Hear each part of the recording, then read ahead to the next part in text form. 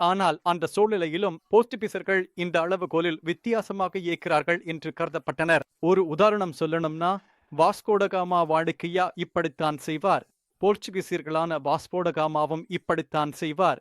இந்திய கடற்கரையிலிருந்து அரேபியாவுக்கு முஸ்லிம்களை ஜுக்கு அழைத்துச் செல்லும் கப்பல்களை எடுத்துச் செல்வார். அவர்கள் எல்லா மக்களையும் கூட்டமாக நடுக்கடலில் ஏற்றி விடுவார்கள்.